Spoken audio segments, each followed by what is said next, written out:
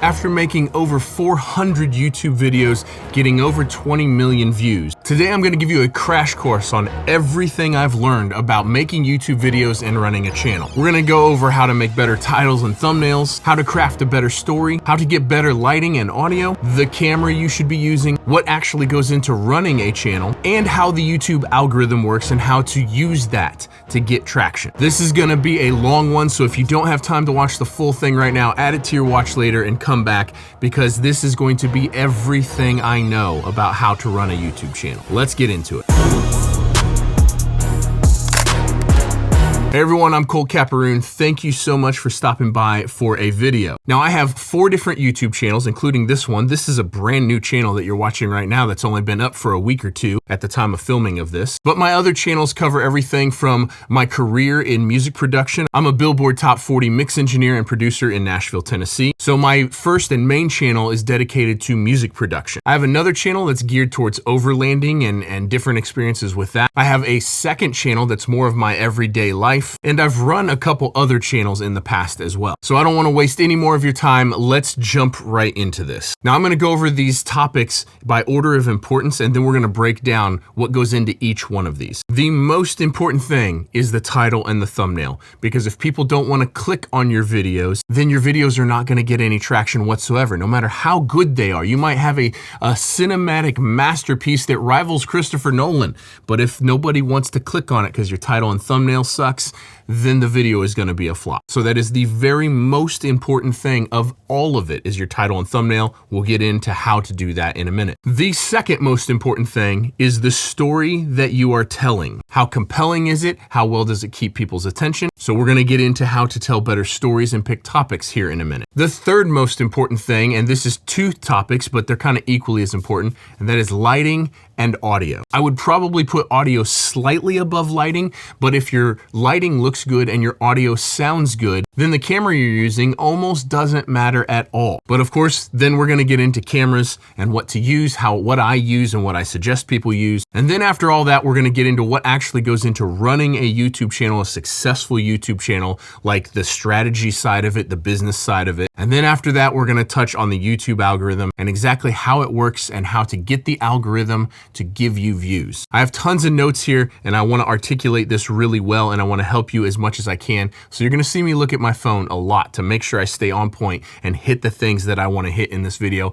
because this is the most amount of information I could possibly put into a single video. Let's start with title and thumbnail, the most important part. Now, both the title and the thumbnail should plant either a question or a sense of wonder in the person seeing the title and the thumbnail. You have to make them want to click to find out what's gonna happen, or what you're gonna talk about, or what the answer to a question is, or the solution to a problem is. The title text and the text in the thumbnail should not be the same text. If you can at all avoid it, they should be complementary. They should enhance the question. Now you can have the main question as the text in the thumbnail, or the main question as the title of your video, but they need to complement each other and reinforce the question or the sense of wonder or what the solution to a problem is. Thumbnails that have bright, punchy, high contrast images like this video that you're watching right now always do the best. Grabbing attention as someone is scrolling through thumbnails and titles,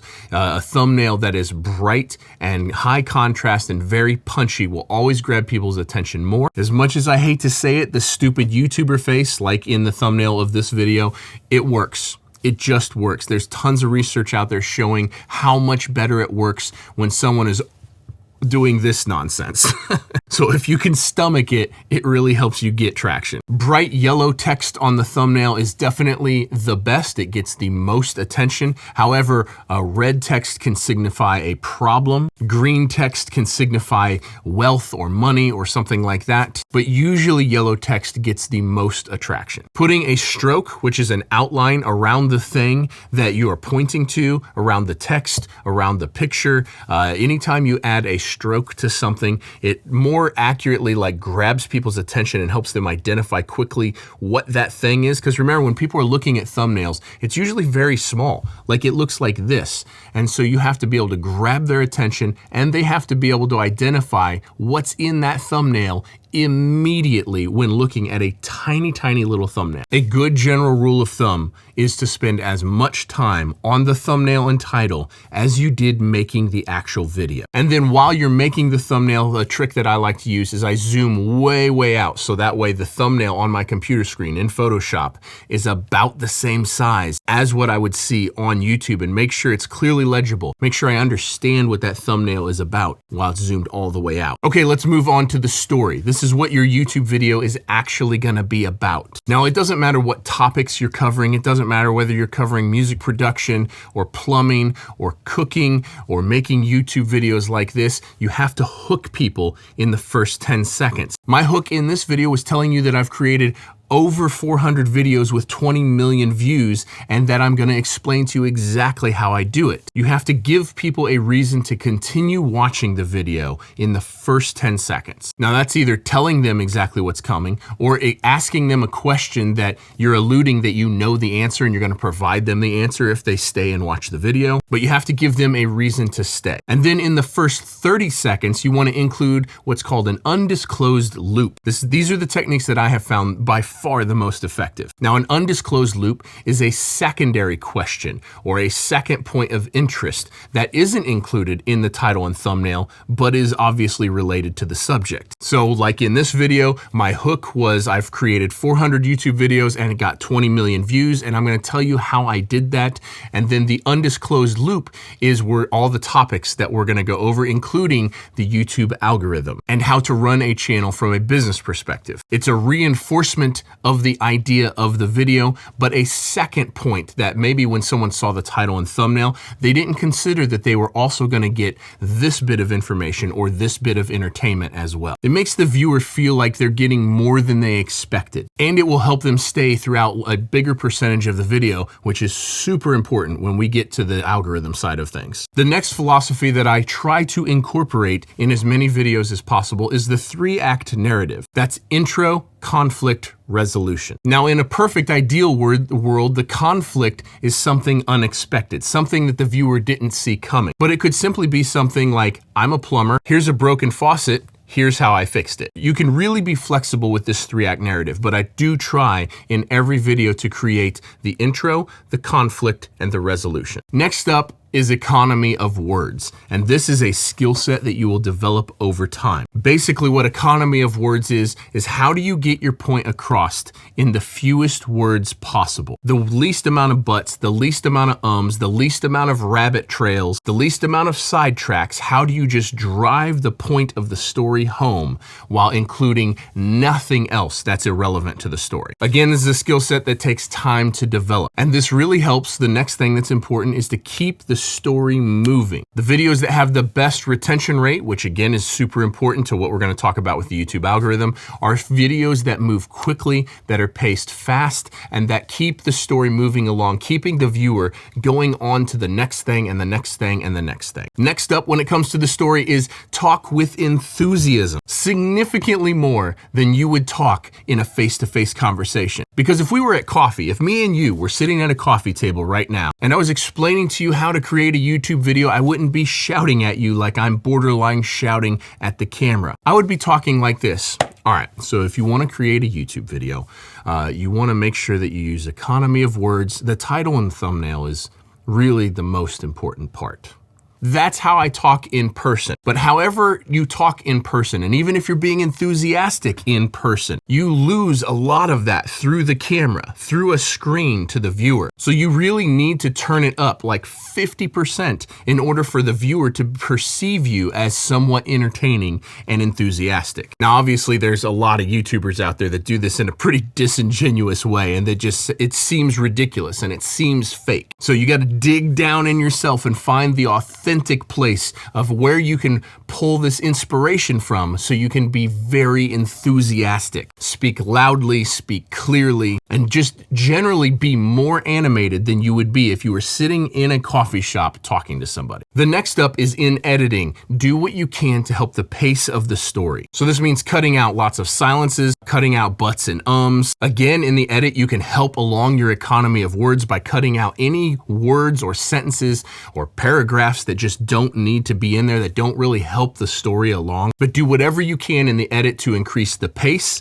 of the video and to help your economy of words. Of course, this is unless the story you're telling specifically calls for a slow pace.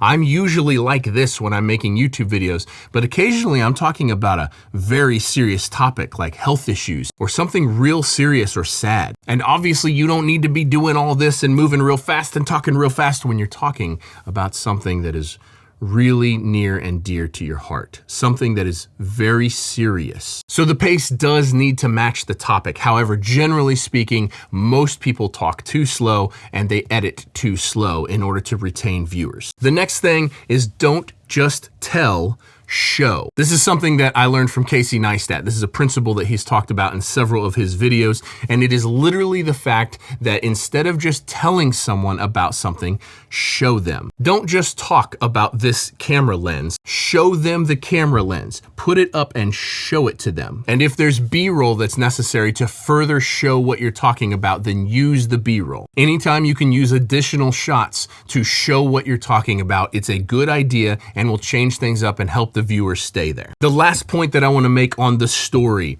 is bullet point everything out. You can see right here that I have all of this video. This whole entire video is bullet pointed out because I want to make sure that I hit all these specific topics.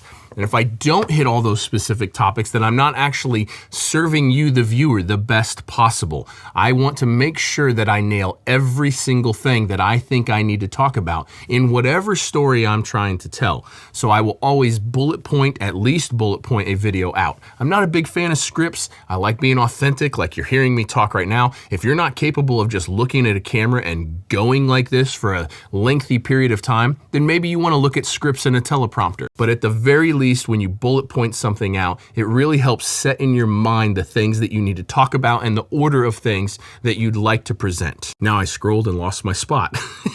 Next up, lighting and audio. Again, we're gonna get onto the cameras in a minute, but I don't care if you're recording a video with an iPhone 13. If you sat right here with these lights and had this same microphone, this video would do just as well. You don't need the FX3 with the crazy lens and all of that stuff. That doesn't help you get views, but lighting and audio will. So let's give you a crash course. When I first started my main YouTube channel, I didn't have any softboxes. I didn't have any real lights. So I went to Lowe's and I got 4-foot fluorescent tube shop lights and I just hung them vertically on a wall in front of me right here. And that was all the light that I had. And you know what? Looked pretty good. But whatever light you have, take your light and put it off at a 45-degree angle. I'm touching the light that I'm using right here. It is off at like a 40 or 45-degree angle right here. And then if you can, have some layers of light, have light behind you. There are 2 soffit lights up here, recessed lights behind me pointed straight down. There's a blue light panel right here facing up. I've got this layer of light back here on my camera shelf with all my camera gear. And I've got this is called a practical light, an actual lamp back here. The point is, if you can just have 2 layers of light, have a key light that is off at a 45-degree angle right in front of you, and have some light anywhere behind you. As long as you do this, your videos will look good. There's a billion videos on YouTube talking about lighting, how to get better lighting, more natural lighting, more cinematic lighting, but this is the crash course. Key light at 45 degrees, some amount of light somewhere behind you, and preferably balanced. If I only have this light here, then I want that lamp right there. But because that lamp is there, that allows me to balance it with this shelf right here. Now, when it comes to audio, which is extremely, extremely important, I have an entire course here on the channel. I'll link it in the description down below, going over how I record audio, the microphones that I use, and how I process audio in editing. It is a full-on tutorial, and I'm a music producer. Audio is literally my life. So if you want to check out how a audio professional processes audio for video, hit the link in the description below when you're done watching this video. But at the very least, you don't want to use built-in microphones. I don't care if you're using your cell phone or a real camera, but don't use the built-in microphones. You want to get some sort of shotgun microphone. My current favorite is this Sennheiser MKE 400. If you just want an on-camera microphone, this will work on cell phones and it'll work on any camera. I'll put a link to it in the description. I'll put links to everything that I use, all my lights, all my microphones, all my cameras. I'll put links to everything in the description down below. But this is a fantastic microphone. There are cheaper ones, there are more expensive ones. The microphone that you're hearing right now is a Sennheiser 416, which is about $1,000 shotgun microphone. I don't care if you have to use a little clip-on microphone, the cheapest little clip-on microphone, put it on your hat, put it on your shirt, hold it in front of you. Whatever you got to do, use an actual microphone. And then go check my video out on how to process audio, because it will make a gigantic difference in how professionally your videos are perceived. All right, the camera, the least important part. Now, pretty much everybody, where's my cell phone? Oh, it's right in front of me. Pretty much everybody has a cell phone that will do high quality video, high enough quality video. If all you have is your cell phone and you want to start making videos, start with your cell phone. Just start making content. I don't care what you have. The camera is the least important part. If you have decent audio and you have decent lighting and you have a good story to tell, then it doesn't matter if you're recording on a crappy cell phone. But a camera with good autofocus that will stay stuck right to your face is definitely a plus. And if you have a camera like this one that I'm using right now, which is I'm filming on the Sony FX3 with a Sony 24mm f1.4 G Master, that's why the background looks all creamy and nice. Sure, if you can afford this, awesome, but don't let it stop you from starting to make videos. Start with whatever you have right now, crank out videos, and then allow yourself to upgrade over time. I'm gonna spend the least amount of time talking about the camera because it's the least important. Let's talk about what it's like to actually run a successful YouTube channel. Consistency, the most important thing. Set a schedule, whatever schedule that you want to set to upload videos. Personally, I think you need to upload at least one video a week, but set whatever is realistic for you, and then don't ever let yourself slip off of that. Consistency is the key to this, and uploading constantly and often is what triggers the YouTube algorithm to say, oh, this is someone serious, and they're gonna keep putting your content in front of people. It might take a year before things pop off. And then what you do as you've uploaded dozens of videos, some videos are gonna do better than others, sometimes significantly better than others, and you need to analyze why. If you've posted 100 YouTube videos and 12 of them did really well and the rest of them were flops, then you analyze why. Why did these work? Was it the title and thumbnail? Was it the retention rate? Like people watch the video for longer, which again, we're gonna dig into the YouTube algorithm here in a second. Did they watch the video for longer? Was it a particular compelling story? Was it my economy of words and the pace of the video? Was it the lighting? Was it the audio? Was it the story itself and how I told the story? You analyze these things, and over time you collect data points. These 12 videos did great. Here's all the things about these 12 videos: the story, the title, the thumbnail, the click-through rate, and the watch time, the percentage, the view duration, and all the metrics that you can get on that video. What was that video about and how did it do? And then how does that compare to these other videos that didn't do very well? And then you try to do more of this and less of this. Now, the next thing when it comes to running a channel is don't be afraid to change. My main music YouTube channel, I started that channel in an attempt to help artists. It was solely geared towards giving artists, musical artists, songwriters, and bands a roadmap of what to follow, of how to have a successful career, of how to navigate the music industry. Guess what? It didn't really work. It started working. I got to a couple thousand subscribers that way. And then I did a video on my studio, which at the time was in an apartment bedroom, and I charted top 40 on Billboard out of an apartment bedroom, and I made a video about that. And that video blew up and got hundreds of thousands of views in just a couple weeks. But this was after making dozens of videos that got hundreds or just a couple thousand views. And so guess what I did? I decided I'm gonna make more videos about my studio and about working in a studio, and less videos about artists. And so the thing that I set out to do on my YouTube channel didn't work, and I ended up switching. Yes, it's all under the umbrella of music, but I ended up switching and going after the studio side of things, and that led me to 155,000 subscribers and 15 million views on that channel. So I think it's really important to know what your channel is gonna be about. Have a niche that you're like trying to focus on, but then don't be afraid to experiment with other topics in that related category. And don't be afraid to change gears when something is working, even if it's not what you planned on working. All right, the next thing that I think people think that YouTubers do is make absolutely tons of money.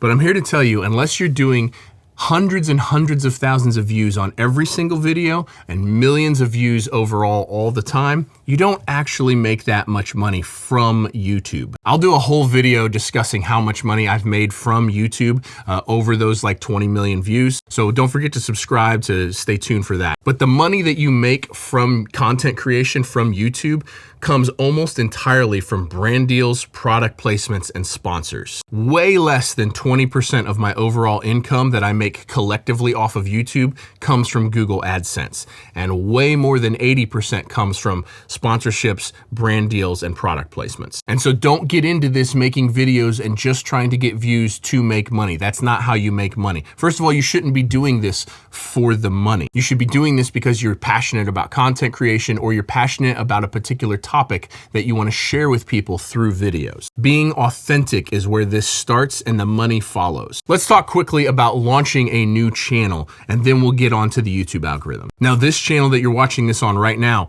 is an experiment for me because I have 4 other YouTube channels and some of them are pretty successful. Every one of them has videos that have massive views on it. But what I'm doing here on this channel is practicing what I'm going to preach to you guys. I'm going to tell you exactly how I'm launching this channel and how I know that it's going to work, and then you can do the same. And the first thing is to know the general topic that you're going to talk about. You don't want to launch a channel that is like putting a lift kit on your Jeep and then how to cook sushi, how to make sushi, and then how to replace the roof on your house, and then your new camera that you just got. Those are completely unrelated, and those are unrelated audiences. So unless you're just a big personality and people are following you for you because you're some sort of a celebrity of some level, those random topic videos, they just don't work. Now, there are YouTube channels out there that every video is covering a different topic, but they're all under the umbrella of figuring out how a thing works. So that is possible, but generally speaking, the most of the successful YouTube channels out there are either they're about a topic, they're about camping, they're about cameras, they're about music, they're about cooking. And so decide the genre that you're gonna talk about, that your new channel is gonna live in, and then try to stay under that general umbrella. Experiment with all the topics that fall under that umbrella, but stay under one niche umbrella is my advice. The next thing is find the thing that you do or that you know about that is most interesting to people. You absolutely do a thing that people would be interested to watch. Even if you're just an accountant in an office building, there's a way to craft a narrative and tell a story that is interesting to other people who have no idea what you do, who know nothing about your career field. So figure out what it is that you know about, that you're an expert at, that you have information to share with people on. That is something they haven't seen before. The next thing, if you were launching a video, is have 6 videos ready to go. Get 6 videos with 6 thumbnails and post them every day, every other day, every 2 days, but drop the first 6 videos like very quickly or maybe even at the exact same time, because the algorithm is going to take weeks and weeks to start really suggesting stuff to people. And if someone sees a video of yours and they really, really like it, then they're going to click on your channel, and you need to be able to have other videos for them to watch. If you just have one video and only that video lives on the channel for months and months and months, then your channel will not grow because you're not giving people the opportunity to go watch other videos. So get like 6 videos out as quickly as possible, maybe at the exact same time, or maybe just a day or 2 apart from each other. Here on this channel, I dropped 11 or 12 videos, 1 video every single day. And now I'm slowing down to 1 or 2 videos a week now that I've gotten through that beginning stage. And the channel graph, it's going like this right now. But I think it's really important to post at least 1 video a week. Whew, okay. Let's talk about the YouTube algorithm. There's a bunch of different parameters that YouTube keeps track of, and it is these metrics that they use to know whether or not to suggest your videos to other people. The first one is called click-through rate. Now what that means is if YouTube shows your title and thumbnail to 100 people, what percentage of those people are actually clicking on the video and watching it? Now, once you get established as a channel, not in the very beginning, not in a brand new channel, but once you get established as a channel, a good click-through rate is like 10 to 20%. If I get a 20% click-through rate on my main channel, that video is gonna crush. It's gonna get hundreds of thousands of views. If I get a 10% or a 12% click-through rate, that video is gonna do fine, and it's gonna get 20,000 views. If I get a 6% click-through rate, which is still considered fine in the grand scheme of click-through rates, then that video might get 8 or 10,000 views. The next metric that makes a huge difference is percentage of watch time. So if you have a 10-minute video, what percentage, not minutes watched, but what percentage of that video do people watch? You want to retain them for as long of that video, the largest percentage of that video as you possibly can.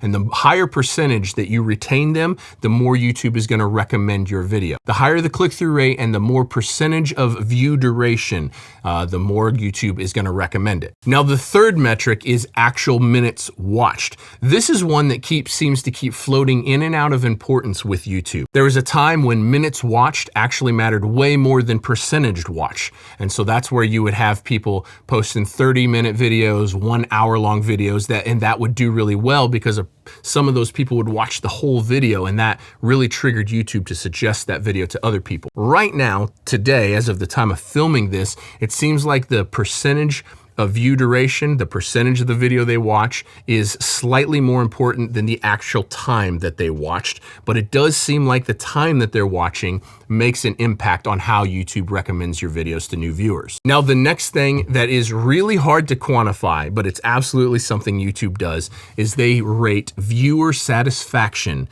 after someone watches your videos. How invested in you is a viewer after watching one of your videos? Now, the highest level is if they thumbs up, subscribe, comment. Please do that for this channel, and then go to your channel and watch another video of yours. If someone enjoyed your content so much that they've done all three of those things and they've sought out another video of yours to watch and they click it and watch that, that's signaling to YouTube that their satisfaction is high. And so then that really boosts your video in the algorithm and helps YouTube suggest it to a whole bunch of new people. A level down from that would be that they just simply stay on the platform and they continue watching other YouTube videos. Now, this could be that they're indifferent about your video or they felt generally positive about your video, but it didn't make them want to exit the platform altogether. They stayed on YouTube and watched other videos. But the worst level of satisfaction is if they watch a section of your video and then they exit the app altogether. If you have a video that is making people exit the app, then that video is going to get suppressed in the algorithm because YouTube needs people to stay on YouTube. That's how they make money, that's how they're a success, and that is how you get your videos to be successful. So if your video, if a large percentage of people are clicking out of the app altogether after watching your video or during watching your video, then your video is not going to get traction whatsoever. You might have to watch this video more than once to actually absorb everything that's in it. That is everything that I know, the crash course on how to run a YouTube channel and how to create content. Again, there are links in the description down below for all my lights, all my camera gear, my microphones, literally everything that I use. They are affiliate links. So anytime you guys need any bit of camera gear, you can jump on any one of my videos and click on any one of the links in the description down below. And once you're on the site, you can purchase anything that you need, and it really goes a long ways to help support this channel and help me keep making content just like this. So if you enjoyed this video, if you got something from this, if you're getting something from the channel, I'd really appreciate it if you use affiliate links whenever you purchase anything. And of course, if you've made it this far, I feel like I've earned your subscription and a thumbs up and a comment. So I would really appreciate that. Again, that helps new channels out a ton. It signals to YouTube that the content is worth it. And I really appreciate you guys. I hope that this helped you. If you have questions, drop them down below and I'll do my best to get back to everybody. But I think that does it. We'll see you in the next one. Peace.